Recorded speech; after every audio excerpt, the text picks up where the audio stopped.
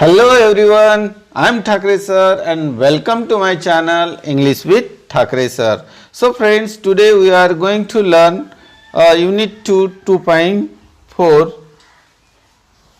Epitome of Courage and Epitome of Courage. So courage means dhairya, courage means dhairya and epitome. आता epitome means उदाहरण, नमुना किंवा एक मूर्तिमंत उदाहरण असे म्हणतात याला, मूर्तिमंत उदाहरण आहे की नाही. तर N epitome of courage means धैर्याचे काय आहे, हे एक मूर्तिमंत उदाहरण आहे की नाही, एक मूर्तिमंत नमुना असं आपण म्हणूया. एन इपिटम ऑफ करेज, धैर्याचे मूर्तिमंत उदाहरण. आता बघा, actually this lesson is about the renowned scientist and professor Dr. Stephen Hawking. Doctor Stephen Hawkings. आता हा जो लेसन आहे, हा जो पाठ आहे, हा पाठ एक महान असे शास्त्रज्ञ, फेमस असे शास्त्रज्ञ ज्यांचं नाव आहे डॉक्टर स्टीफन हॉकिंग. ह्या डॉक्टर स्टीफन हॉकिंगचे संपूर्ण जीवनचरित्र ह्या पाठामध्ये दिलेलं आहे. So without wasting time let's get a start. तर सुरुवात करण्याच्या पूर्वी मी आपल्याला एक विनंती करतो की आपण अजूनही माझं चॅनल सबस्क्राईब केलं नसेल तर कृपया सबस्क्राईब करा आणि जे बेल आयकॉन असतो त्याला तुम्ही हिट करा, जेणेकरून मी जेव्हा नवनवीन व्हिडिओ अपलोड करणार तेव्हा तुम्हाला त्याचे नोटिफिकेशन्स मिळत राहतील. दुसरी गोष्ट मित्रांनो, माझे अजून मी म्हणजे पहिल्या पाठापासून, पहिल्या युनिटच्या पहिल्या पोएमपासून संपूर्ण पाठाचे 1 बाय 1 ह्या माझे चॅनलवर व्हिडिओज अपलोड केलेले आहेत. जर तुम्हाला पहिल्या पाठापासून जर व्हिडिओ पाहायचे असतील तर मी या ठिकाणी माझा व्हॉट्सअप नंबर शेअर करणार आहे. त्या व्हॉट्सअप नंबरवर सिम्पली तुम्हाला लिहून पाठवायचं आहे, please send a link of videos. असं जरी मला पाठवलं त्या व्हॉट्सअपवर तरी मी तुम्हाला सगळ्या व्हिडिओ, सगळ्या लेसनच्या पोएमच्या व्हिडिओज आणि ग्रामरचे, पुन्हा लँग्वेज स्टडी आणि वर्कशॉप, ह्या सगळ्या गोष्टीचे व्हिडिओज मी तुम्हाला त्याची लिंक तुम्हाला शेअर करणार. तर चला मित्रांनो, आपण सुरुवात करूया. ओके. ॲन इपिटम ऑफ करेज म्हणजेच धैर्याचे मूर्तिमंत उदाहरण असं आपण म्हणू. धैर्याचे मूर्तिमंत नमुना असं सुद्धा आपण याला म्हणू शकतो किंवा उदाहरण आपण असे म्हणतो. ओके. तर चला सुरुवात करूया. तर we often tend to hide behind and weaknesses, disabilities and handicaps. So we often म्हणजे नेहमी. आता टेंड म्हणजे काय, आपला कल. टेंड म्हणजे कल. हाईड म्हणजे लपवणे. बिहाइंड म्हणजे च्या मागे, च्या पाठीमागे. और विकनेसेस आपले जे कमतरता आहे.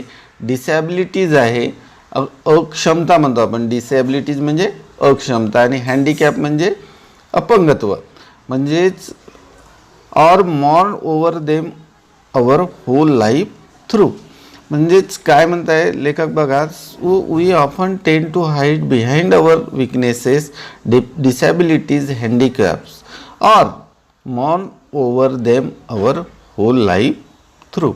आता मॉर्न म्हणजे काय, तर मॉर्न म्हणजे शोक.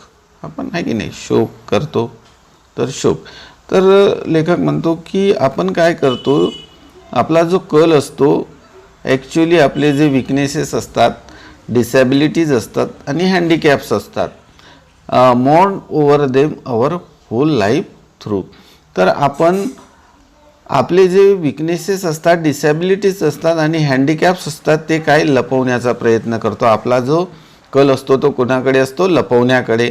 म्हणजे and मोर्न over them our whole life through. नाहीतर काय करतो, आपण संपूर्ण जीवनभर त्याचा शोक करत बसतो. बऱ्याचशा लोकांमध्ये एखादी जर डिसॅबिलिटी असेल तर त्याचा शोक करत बसतात, आहे की नाही, की मैं ऐसा हूँ, मैं वैसा हूँ, मैं कुछ नहीं कर सकता, है की नाही. तर जनरली लोक असे करत असतात. म्हणजे आपले जे विकनेसेस असतात, डिसॅबिलिटीज असतात आणि हँडिकॅप्स असतात, ह्या काय करतो आपण, आपल्या म्हणजे लपवण्याचा आपला कल असतो विशेषतः. किंवा आपण त्याच्या कुडत बसतो, जीवनभर कुडत बसतो. Doctor Stephen Hawking one of the greatest scientist of this century. आणि डॉक्टर स्टीफन हॉकिंग जे होते ते ह्या शतकातले सगळ्यात महान शास्त्रज्ञ, सायंटिस्ट म्हणजे काय, शास्त्रज्ञ ऑफ धिस सेंचुरी, सेंचुरी म्हणजे शतक, ह्या शतकातले सगळ्यात महान असे शास्त्रज्ञ होऊन गेले. डिड नॉट डू सो, त्यांनी मात्र असे केले नाही. काय केले नाही असे म्हणजे काय केले नाही, तर त्यांनी आपले विकनेसेस लपवले नाही, डिसॅबिलिटीज लपवले नाही, त्यांनी हँडिकॅप्स लपवले नाही, किंवा आपल्या जीवनामध्ये ते कुडत बसले नाही किंवा शोक करत बसले नाही. In spite of suffering from a very rare and dreaded disease, disease म्हणजे रोग, म्हणजे बघा, तर त्यांना एक ड्रेडेड म्हणजे भयानक असं एक डिसीज म्हणजे रोग, तर अशा रोगाने इन्स्पाइट ऑफ, बघा आता आपण इथे इन्स्पाइटचा उपयोग केलेला आहे. आपण नेहमी न्यूजपेपर जर वाचत असाल तर हा इन्स्पाइट आणि डिस्पाइट हा आपल्याला नेहमी वाचायला मिळतो. तर इन्स्पाइट म्हणजे काय, तर इन्स्पाइट म्हणजे मराठीमध्ये याला म्हणतात इन्स्पाइट ऑफ, म्हणजे असून किंवा असूनही, असूनही म्हणजे काय असूनही, suffering from a very rare and dreaded disease, म्हणजे त्यांना एक भयानक असा डिसीजनी जे ग्रासलेले असून सुद्धा, याला हिंदीमध्ये के बावजूद असे म्हणतात, in spite and despite, in spite of आणि डिस्पाइट ऑफ. तर इन्स्पाइट ऑफ आणि याला डिस्पाइट ऑफ म्हणून सुद्धा न्यूजपेपरमध्ये आपण वाचन करत असाल तर नेहमी आपल्याला हा इन्स्पाइट ऑफ आणि डिस्पाइट ऑफ वाचायला मिळत असतो.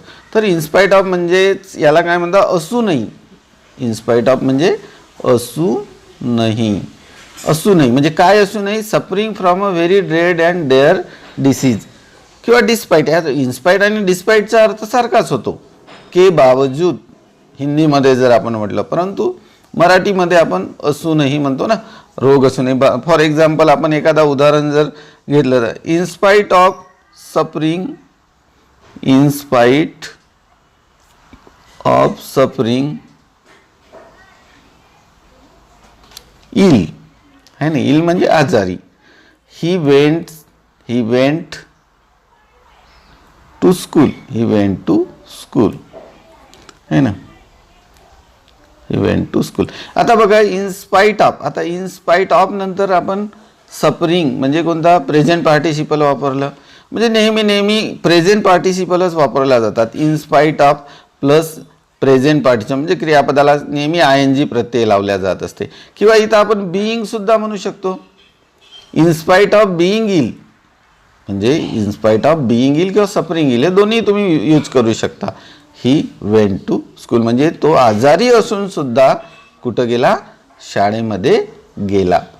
किंवा असं he went to school in spite of being ill, असं सुद्धा तुम्ही हा वाक्य आधी लिहू शकता आणि नंतर हा वाक्य लिहू शकता, आहे की नाही. पुन्हा आपण म्हणू शकतो की in spite of having a car he goes to school by bus, म्हणजे त्याच्याकडे कार असून सुद्धा तो बसनी शाळेत जातो. काय म्हणू, in spite of having a car he goes to school by bus. Okay, so like that we use the in spite of, म्हणजे असूनही म्हणजे काय असूनही, तर in spite of suffering from a very rare disease, त्यांना एक भयंकर असा रोग असून सुद्धा doctor Hawkings continued his research undaunted. बघा म्हणजे बघा अनडाउंटेड, आता अनडाउंटेड म्हणजे काय, तर धैर्याने खचून न जाता म्हणतो आपण याला, किंवा विचलित न होता. अनडाउंटेड म्हणजे धैर्याने खचून न जाता, विचलित न होता, न डगमगता असं सुद्धा म्हणू शकतो आपण याला. तर in spite of suffering from a very rare disease म्हणजे ते खूप भयंकर अशा डिसीजने ग्रासलेले असून, सफरिंग म्हणजे ग्रासने असून सुद्धा doctor Hawkings continues his research undaunted, तरी त्यांनी न डगमगता न घाबरता त्यांनी आपला जो रिसर्च आहे त्यांचा काय रिसर्च काय होता, कंटिन्यू होता, अविरत सातत्याने चालू होता. His exemplary courage should inspire us to do our best even under trying circumstances. तरी एक्झॅम्पलरी, आता एक्झॅम्पलरी म्हणजे इथं बघा वर्थ ऑफ इमिटेशन्स ॲड ॲडमायरेबल म्हणजे प्रेरणादायी, एक्झेम्पलरी म्हणजे प्रेरणादायी, अनुकरण योग्य आहे, म्हणजे तो आपल्याला अनुकरण करण्यायोग्य आहे, प्रेरणादायी आहे की नाही. करेज शुड इन्स्पायर अस, आपल्याला तो प्रेरित करतो to do our best even under trying circumstances, म्हणजे अशा परिस्थितीमध्ये सुद्धा त्यांनी हे जे बेस्ट कार्य जे केले तर हे कार्य आपल्याला काय आहे, एक्झॅम्पलरी आहे, प्रेरणादायी आहे असं लेखक या ठिकाणी सांगतो. Okay, I hope you understood the first paragraph of this lesson. Now next,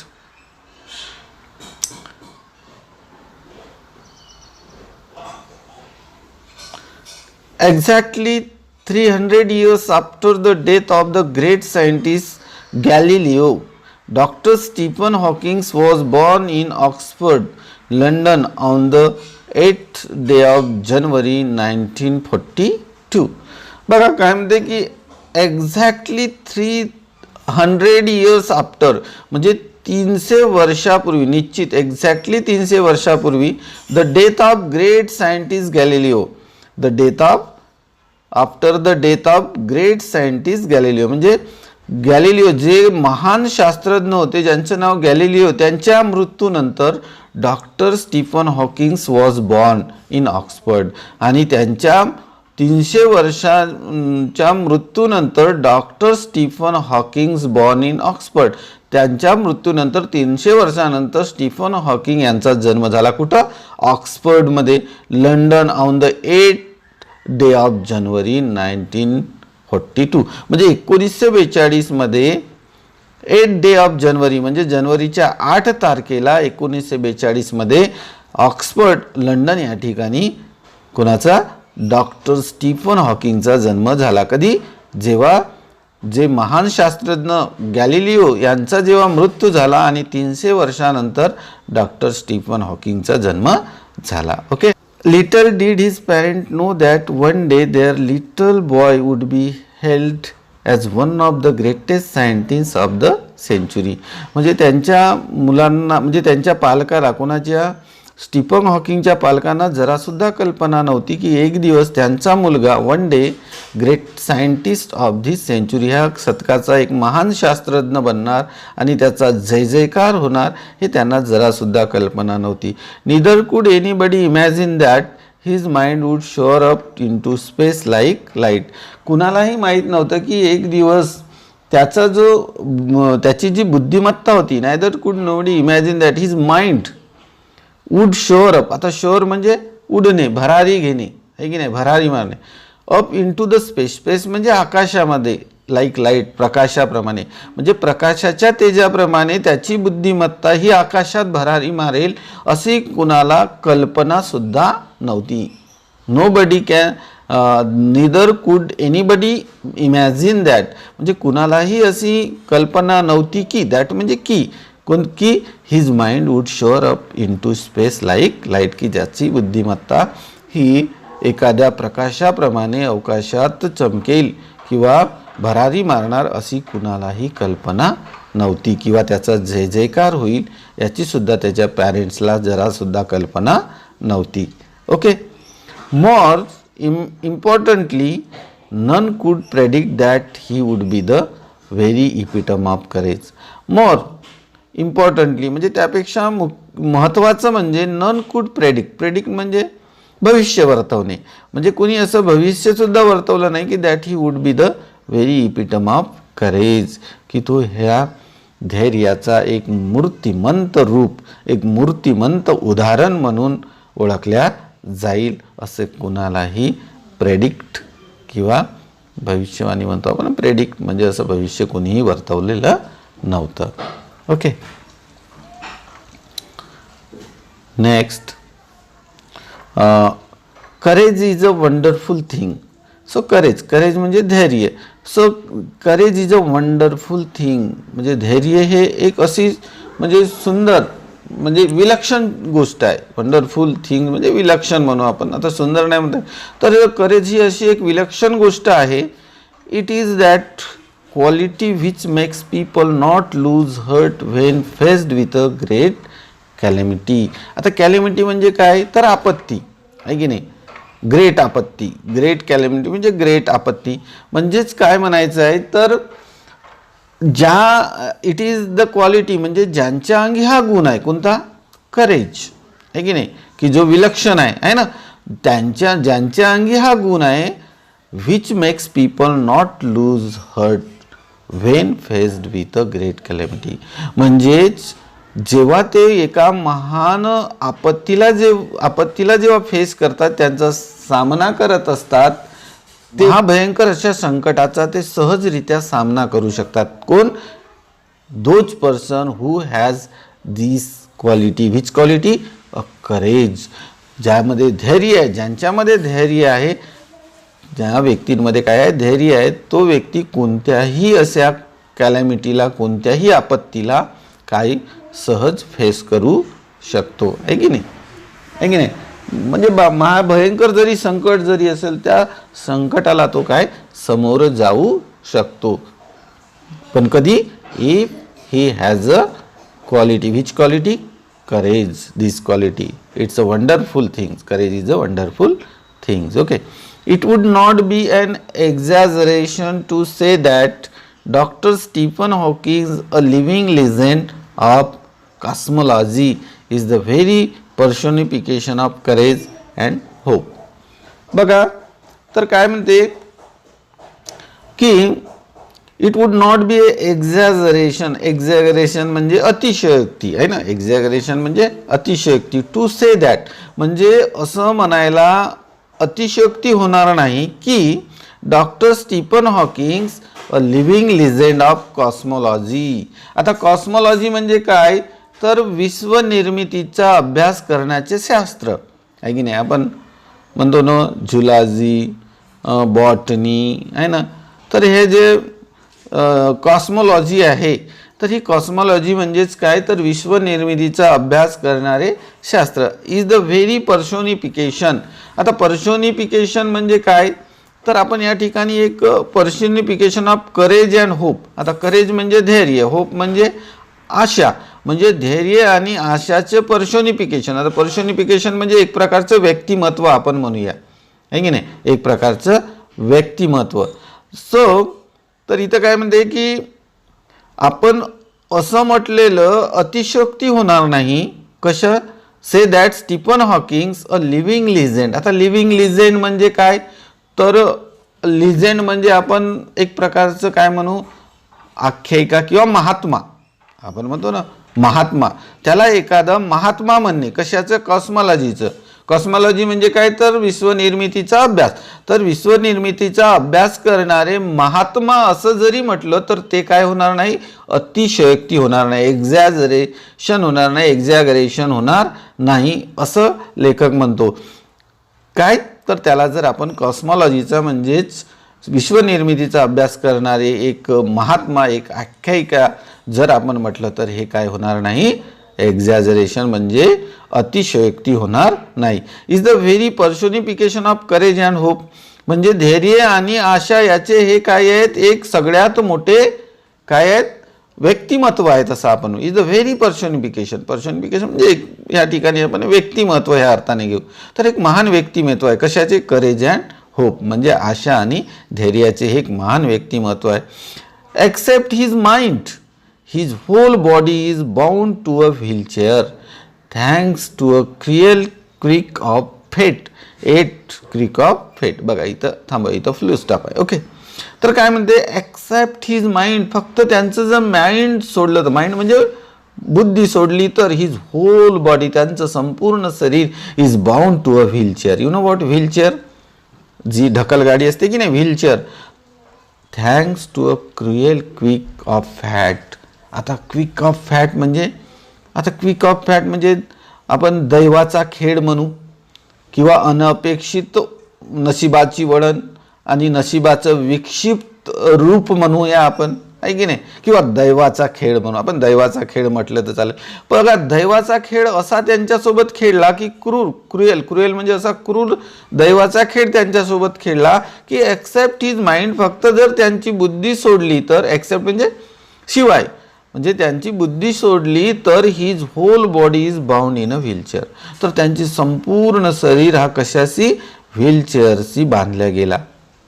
thanks to a cruel क्विक ऑफ फेट, म्हणजे ह्या क्रूर अशा दैवाच्या खेळाला तरी त्यांनी धन्यवाद दिलं, की धन्यवाद हे दैवाच्या क्रूर खेळा, ह्या धन्यवाद एक दैवाच्या क्रूर खेळात तू त्याचा माइंड तरी सोडलास, बॉडी संपूर्ण बॉडी जरी तू व्हीलचेअरला त्याची पकडून ठेवलास पण माइंड सोडलास, त्याबद्दल तो धन्यवाद देतो दैवाला.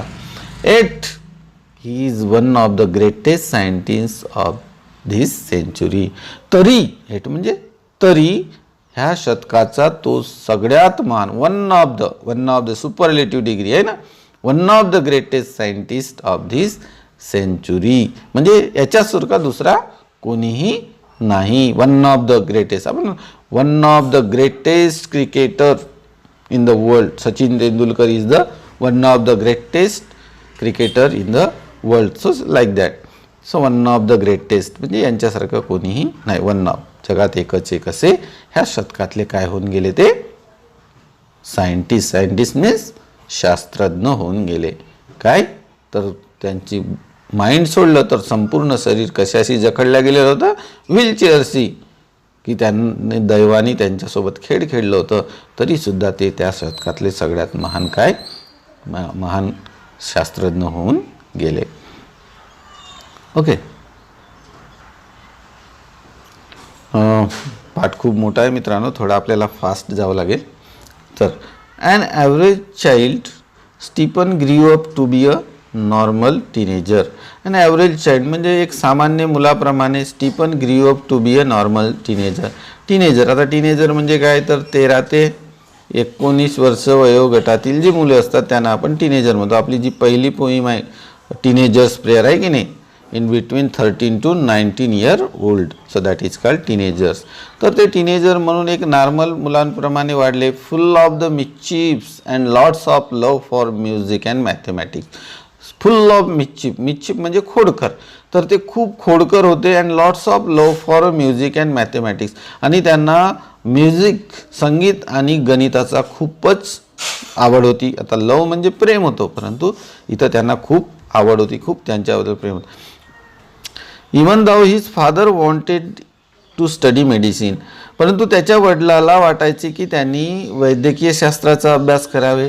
He was bent on studying mathematics, मात्र त्याचा संपूर्ण कल, बेंट म्हणजे कल कोणाकडे होता, मॅथमॅटिक्सकडे होता, गणिताकडे होता.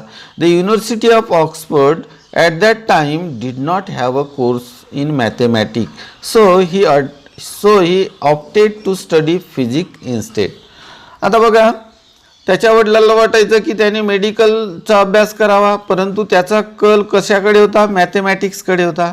त्याचा कल कशाकडे होता, मॅथमॅटिक्सकडे. The university of Oxford at that time, मात्र त्यावेळी त्यावेळी ऑक्सफर्ड युनिव्हर्सिटीमध्ये did not have a course of mathematics, मात्र त्यावेळी त्या युनिव्हर्सिटीमध्ये मॅथमॅटिक्सचा अभ्यासक्रम नव्हता. सो म्हणून he opted to study physics instead, म्हणून त्यांनी मॅथमॅटिक्सच्या ऐवजी, इन्स्टेड म्हणजे ऐवजी, त्यांनी कशाचा अभ्यास करणं स्वीकारलं, फिजिक्स, भौतिकशास्त्राचा अभ्यास करायला त्यांनी सुरुवात केली इन्स्टेड ऑफ मॅथमॅटिक्स, मॅथमॅटिक्सच्या ऐवजी. Why, because there was no course of the mathematics in the university of Oxford. कारण काय तर ऑक्सफर्ड युनिव्हर्सिटीमध्ये मॅथमॅटिक्स नसल्यामुळे त्यांनी फिजिक्सचा अभ्यास करायला सुरुवात केली, म्हणजे फिजिक्स त्यांनी निवडलं. ओके,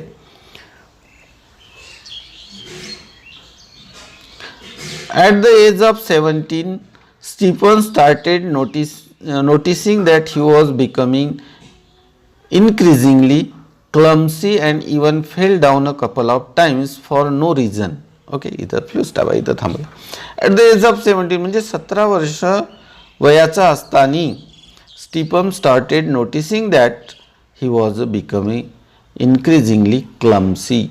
आता क्लम्सी म्हणजे काय होते, तर इथं बघा, अवकवर्ड्स इनकॉम्पिटंट म्हणजे इनकॉम्पिटंट, त्याला काय म्हणू, अक्षम, बेडप, अकार्यक्षम, त्याला काय म्हणू, अकार्यक्षम असं म्हणतो आपण. क्लमसी म्हणजे अकार्यक्षम. म्हणजे बघा, तर 17 वर्षाच्या असताना स्टीफन स्टार्टिंग नोटिसिंग दॅट, म्हणजे त्यांनी असं निदर्शनास आलं की ही वॉज बिकम इन्क्रीजिंगली क्लमसी, म्हणजे तो अकार्यक्षम होत जात होता. And even fail down a couple of time, आणि एवढंच नाही तर तो काही 2 वेळा तो काय फेल डाऊन म्हणजे काय पडलेला होता.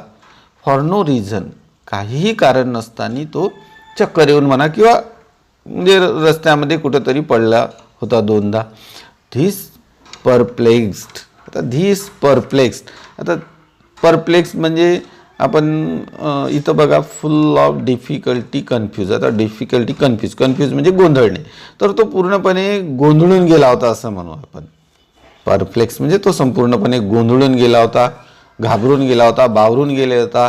Him and he went to see the family doctor, म्हणून तो आपल्या फॅमिली डॉक्टरला भेटायला गेला. Who diagnosed him a suffering from a extremely rare disease ALS or LOU, Gehrig's disease that affected the nervous system and eventually weakness all the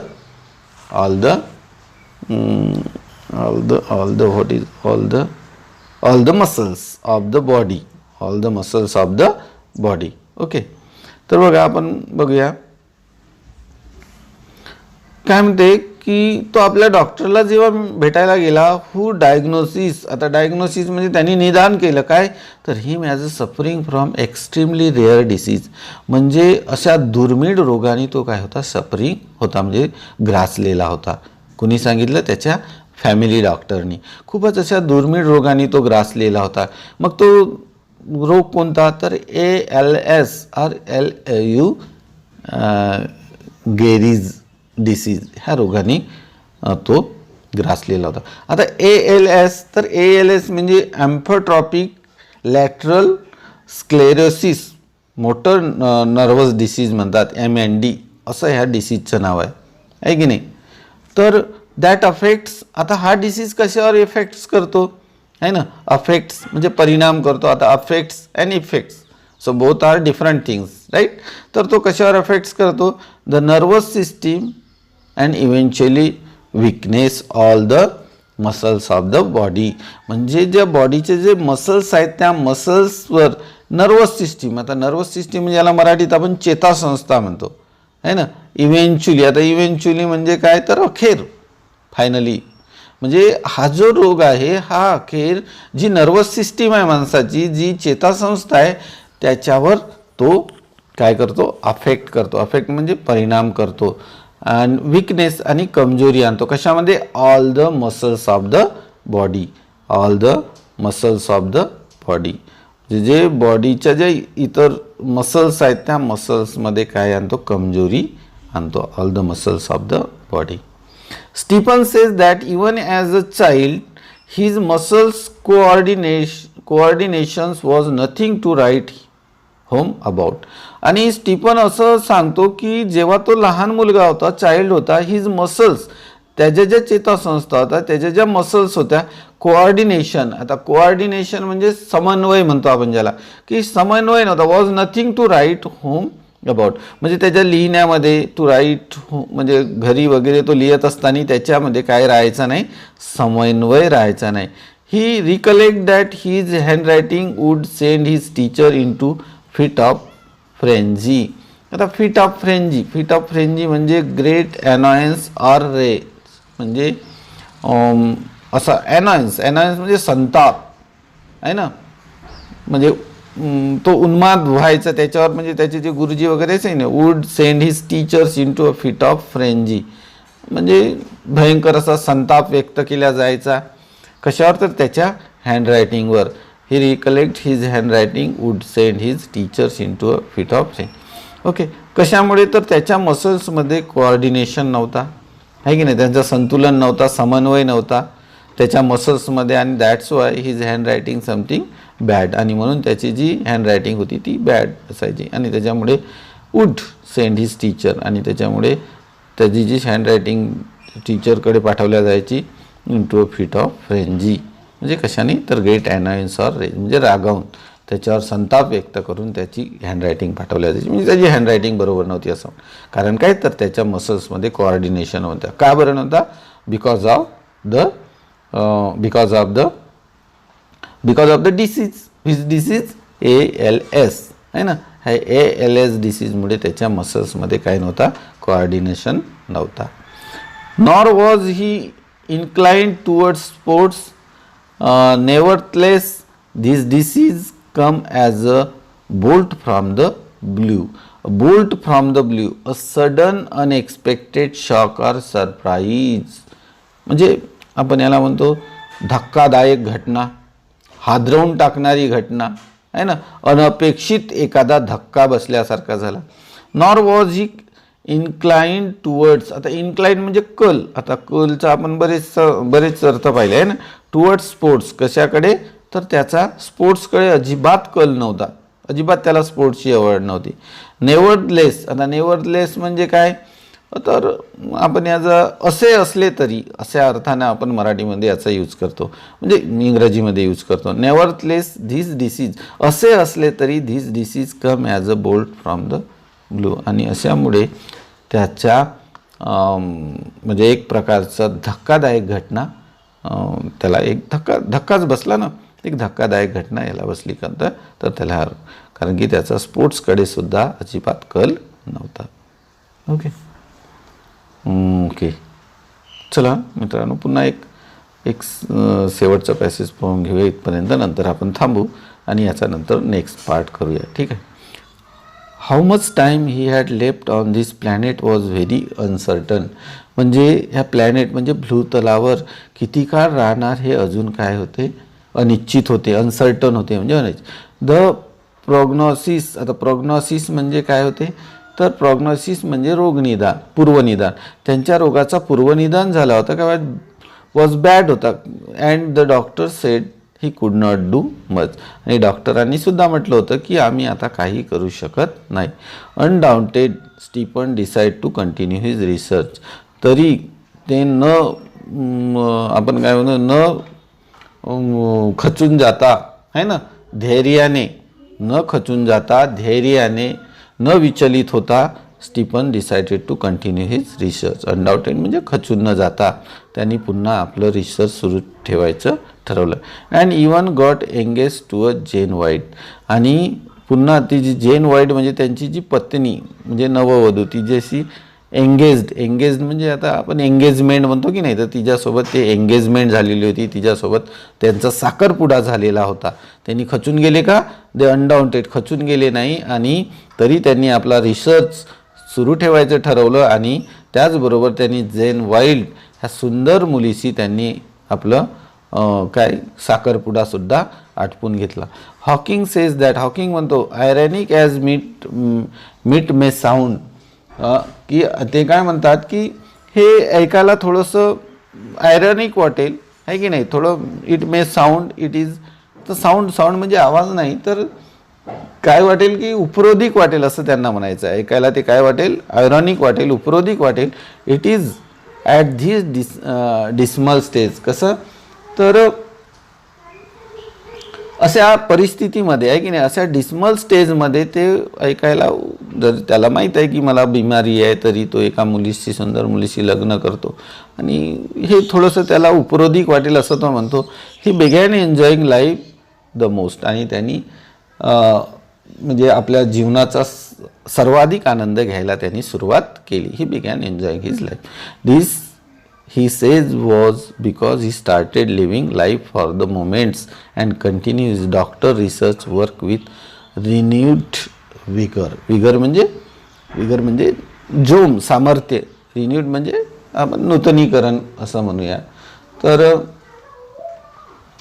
म्हणजे याचे कारण काय, तर दिस इज से बिकॉज, याचे कारण काय, तर he started living life for a moment. म्हणजे या क्षणापुरते जगा, या क्षणापुरते जगा असे म्हणजे याला सुरुवात त्यांनी केली होती. आणि डॉक्टर कीचे संशोधन and doctor searches work with renewed vigour. आणि डॉक्टर कीचे संशोधन ही नव्या जोमाने आहे ना सुरू केले होते त्यांनी. डॉक्टरकीचे संशोधन. तर चला मित्रांनो, हा पाठ खूप म्हणजे लांब आहे, तर आपण या ठिकाणी थांबूया आणि लगेचच उद्याला आपण दुसऱ्या पार्टमध्ये, सेकंड पार्टमध्ये भेटूया. ठीक आहे. तर मित्रांनो, मी ह्या पाठाच्या शेवटी जे डिस्क्रिप्शन बॉक्स असेल त्यामध्ये मी सगळ्याच व्हिडिओच्या डिस्क्रिप्शन बॉक्समध्ये लिंक आपल्याला प्रोव्हाइड करणार आहे. तर आपण माझे सर्व व्हिडिओज तुम्ही त्या लिंकच्या माध्यमातून पाहू शकता. आणि जर आपल्याला त्या लिंक्स हव्या असतील तर माझा व्हॉट्सअप नंबर मी आपल्याला या ठिकाणी शेअर करणार आहे. त्या व्हॉट्सअप नंबरवर तुम्ही फक्त सिम्पली सेंड मी अ व्हिडिओज लिंक्स असं जरी सेंड केले मला माझ्या व्हॉट्सअप नंबरवर, तर तुम्हाला मी आपल्या व्हिडिओच्या संपूर्ण लिंक्स तुम्हाला व्हॉट्सअपच्या माध्यमातून पाठवणार. आणि जेव्हा मी व्हिडिओज बनवणार त्यांच्यासुद्धा लिंक्स तुम्हाला त्या व्हॉट्सअपच्या माध्यमातून पाठवणार. तर चला मित्रांनो, मी या ठिकाणी आपली रजा घेतो. So see you and keep practice. Okay, bye.